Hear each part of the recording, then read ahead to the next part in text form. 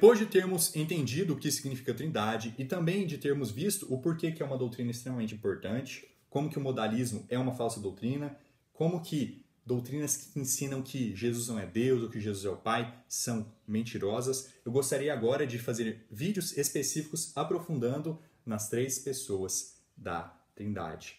Então vamos seguir a ordem que nos é dada em 1 João capítulo 5, onde a primeira pessoa da Trindade é Deus, o Pai. É interessante notar que, assim como Deus nos ensina que devemos obedecer a hierarquias, que os filhos devem obedecer aos pais, o Filho de Deus também obedece a Deus, o Pai. Não que Jesus seja menos Deus que o Pai.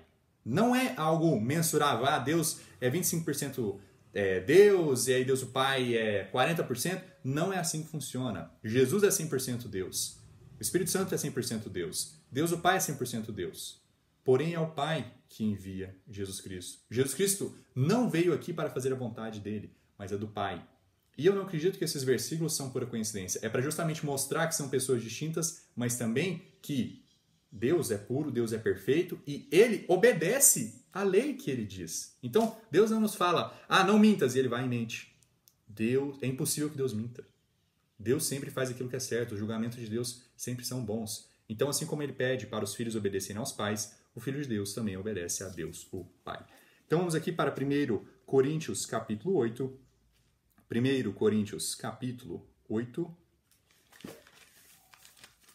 onde a gente vai poder ter essa introdução aqui sobre Deus, o Pai, indo para o versículo 5. Porque ainda que haja os que são chamados deuses, quer no céu ou na terra, como há muitos deuses e muitos senhores, por mais que os gentios, por mais que os pagãos, por mais que haja muitas falsas religiões, que vão chamar muitos de deuses, muitos de senhores, para nós, todavia, para nós há um só Deus, o Pai, de quem são todas as coisas. Todas as coisas pertencem a Deus, o Pai.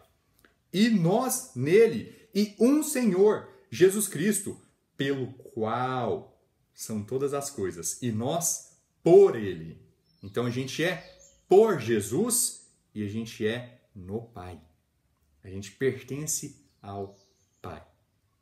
Tudo pertence ao Pai, mas tudo foi feito por Jesus, pelo qual são todas as coisas. Então a gente tem até essa diferenciação aqui também. É interessante a gente notar que Jesus foi enviado para fazer a vontade do Pai, e ele não dá testemunho dele mesmo, mas ele vem em nome do Pai. E o Espírito Santo, o Consolador, ele dá o quê? Testemunho de Cristo. Então a gente tem essa primeira pessoa que é Deus o Pai, essa segunda pessoa que é Deus o Filho, essa terceira pessoa que é Deus o Espírito Santo. Um falando constantemente do outro, apontando constantemente para o outro. Vamos também para Salmos. Salmo 68 especificamente. Salmo 68. Qual é o papel de um pai em uma família? Segundo a Bíblia, proteção. Proteção, prover e liderar.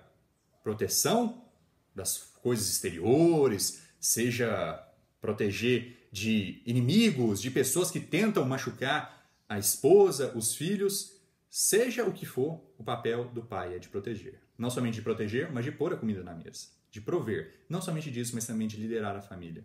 Quando os filhos não querem ir à igreja, quando a esposa não quer ir à igreja, o marido, que é o líder da casa, segundo a palavra de Deus, ele precisa pegar e dizer, quanto a mim e minha casa, nós serviremos ao Senhor.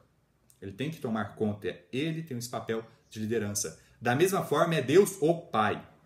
Então, ele é o nosso Pai, ele é nosso líder, ele provém para nós e ele nos protege. Salmo 68, versículo 5. Pai dos órfãos e juiz das viúvas, é Deus em sua santa habitação.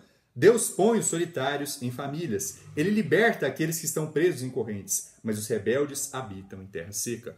Então, parte da bondade de Deus é ele ser justo. Ele não pega e fala, não, sem pena de morte. Não, sem julgamento. A gente não vai julgar as pessoas pelas coisas erradas que elas fazem, a gente só vai abençoar. Essa falsa noção que as pessoas têm do que é amor de verdade. Que é, não. Punição por pedofilia, por sodomia, por assassinato. Não, sem julgamento, sem julgamento. Deus julga. Deus executa justiça.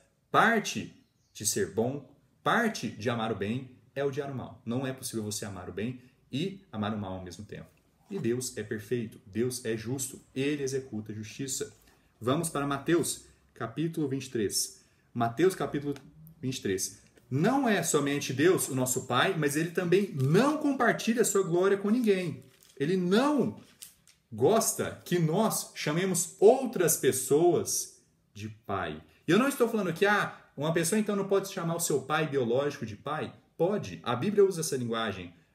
Vós sois filhos de Abraão, vós sois descendência de Abraão. Ou então o filho chamar o seu legítimo pai biológico de pai? Isso não é errado. Mas em que sentido é errado? Quando uma pessoa chama um líder religioso de pai. E a gente não vê isso em Pai dos Santos, em religiões de matrizes africanas. A gente não vê isso na Igreja Católica com padre e papa. É mais comum do que a gente imagina. Então tem muitas pessoas também que chamam outras pessoas que não são os pais biológicos delas de pai.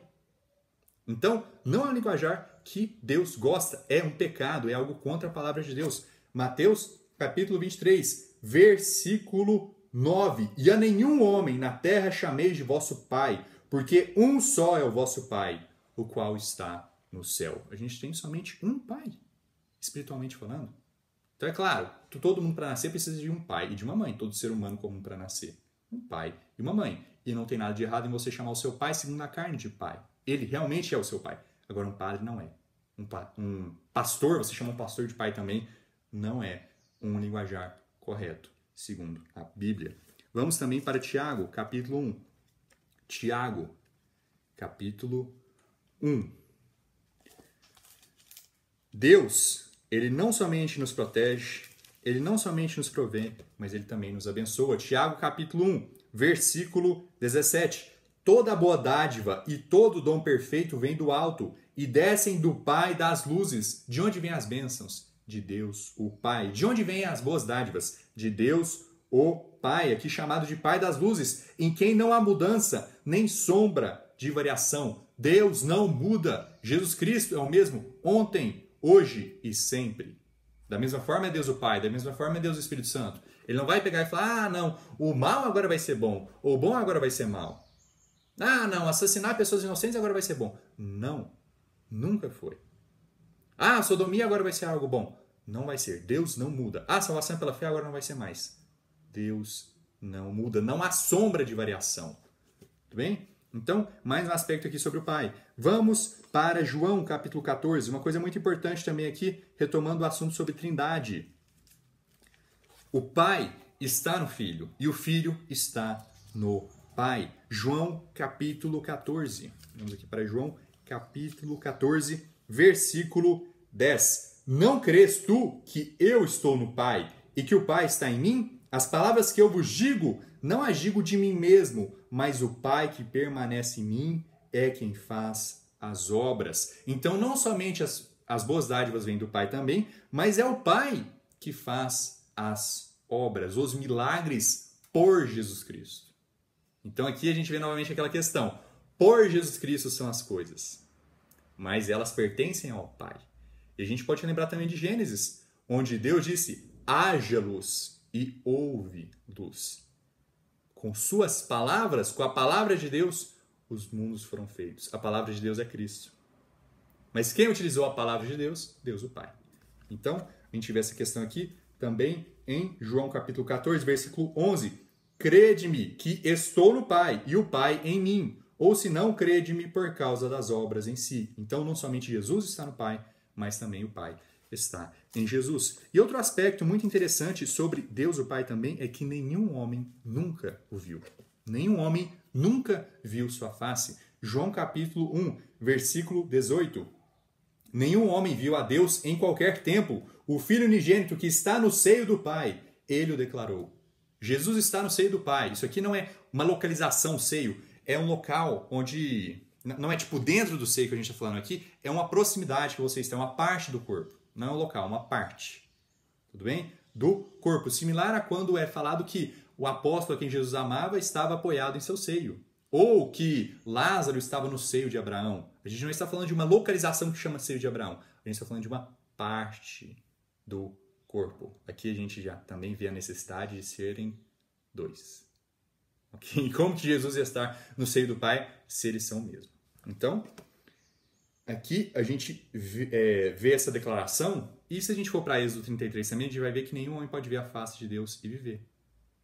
Então, existe essa certa separação entre Deus, o Pai, e nós. Da mesma forma que no Antigo Testamento, quando a gente está falando do tabernáculo, tinha essa separação, esse véu de separação entre o lugar santo e o lugar mais santo ainda. Então, não era qualquer pessoa que podia ir lá. Somente o sumo sacerdote, em uma época específica do ano, com sangue para fazer essa propiciação pelos pecados dele e pelos pecados da congregação. Mas ele não podia...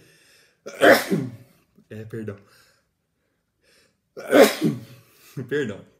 Ele não podia ir a esse local constantemente. Ele tinha que ir numa época específica do ano ao lugar do Santíssimo, ao mais santo dos santos. Existe esse véu de separação. Porém, e esse véu de separação representa os homens de Deus o Pai.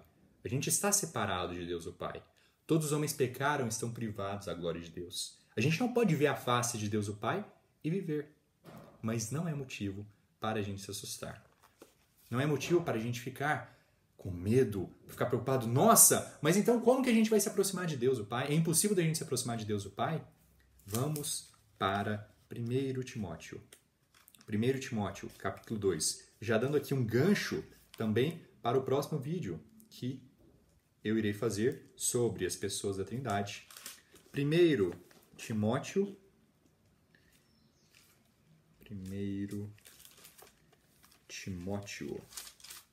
capítulo 2. Indo aqui para o versículo 5. Porque há um só Deus e um só mediador entre Deus e os homens. O homem Jesus Cristo. Não é à toa que quando Cristo foi crucificado, o véu se rompeu. Foi encerrada essa separação entre homem e Deus. Jesus Cristo, o homem Jesus Cristo, a palavra que se fez carne, ele é o nosso único intercessor. Ele é o nosso único mediador entre Deus o Pai e os homens. Então espero que tenha ficado claro quem é Deus o Pai. Novamente, é muito difícil da gente falar somente de uma figura da Trindade, não mencionar as outras, eles estão totalmente próximos. Jesus Cristo está no Pai e o Pai está em Cristo. Então Jesus Cristo faz as obras por causa do Pai, mas é legal também a gente ver que tem versículos específicos sobre cada uma dessas pessoas da Trindade. Então fiquem atentos aí para o próximo momento onde eu vou falar desse mediador, desse intercessor, que é Jesus Cristo. Muito obrigado, que Deus abençoe vocês e até mais.